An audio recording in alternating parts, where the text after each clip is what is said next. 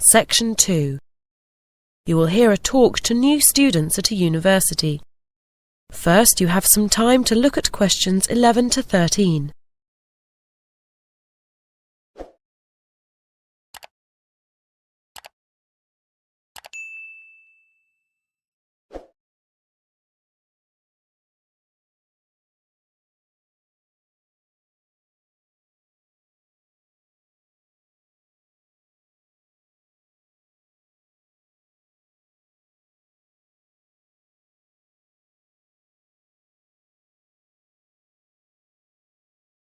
Now listen carefully and answer questions 11 to 13.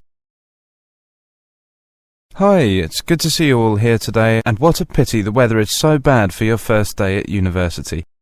It could at least have stayed sunny today. Now, my name is Pat Baker. I work for Student Services, and I'm going to tell you about our mentoring scheme for new students. We've had it in place for a few years now, and people starting at university for the first time in general find it a very positive experience at these meetings. What happens is this. Each of you, if you want to join the scheme, will be assigned a mentor. That is, someone who's been studying here for a year or two, and who can show you the ropes. In other words, show you how things work. Give you advice if you need it, and just generally be friendly contact for you in the university. Of course, you'll have your tutors and lecturers, who will also help you with academic problems. But this is someone more your own age, who has been through the same experience quite recently. What the mentor does is to have a group of usually 2 or 3 students, and he or she organises meetings, preferably about once every 2 weeks. We generally find that more than that is just too often. Where you chat about your problems, university life, or just about things in general, and your mentor will give you the benefit of his or her experience. If you're joining this scheme, you'll be meeting your mentor today, just after lunch. If you haven't signed up, by the way, it's not too late. Come and see me after the talk. Don't be frightened about this first meeting. It's going to be quite short, so you won't have time to tell your mentor all your difficulties. You'll just get to know each other a little bit, and, most importantly, fix a time and a place for your next meeting, which you can have when you're feeling more relaxed and not so overwhelmed by the newness of it all. Before you hear the rest of the talk, you have some time to look at questions 14 to 17.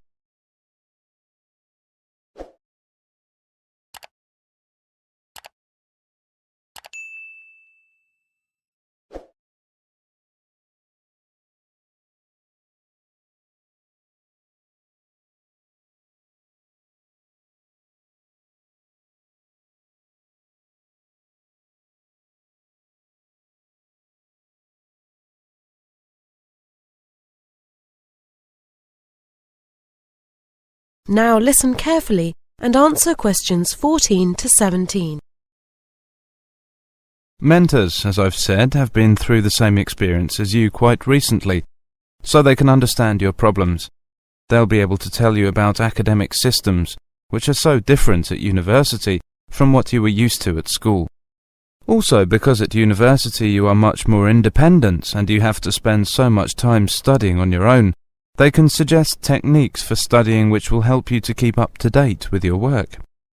This university is an enormous place, so another thing which they'll be able to help with is university facilities. You know, anything from sports halls to libraries to medical services, and they can probably help you get involved in all sorts of social activities too. Parties, clubs, sports, whatever. Before you hear the rest of the talk, you have some time to look at questions 18 to 20.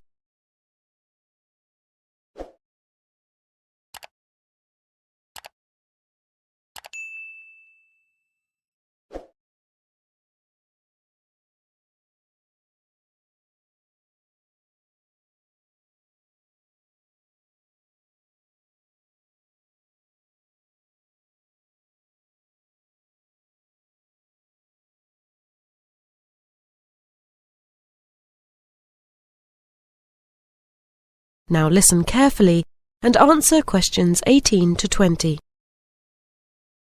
So, as you can see, this is a pretty useful scheme. but it does rely on people keeping in touch.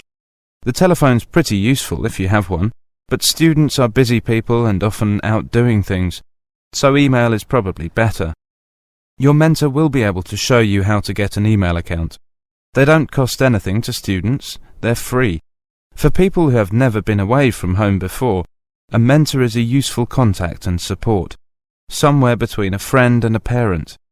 And no doubt, as the year progresses, and you start getting nervous around exam time, your mentor will be ready with useful tips on the best way to pass your exams. After all, they did the same ones either last year or the year before, and they passed them. That is the end of section 2. You now have half a minute to check your answers.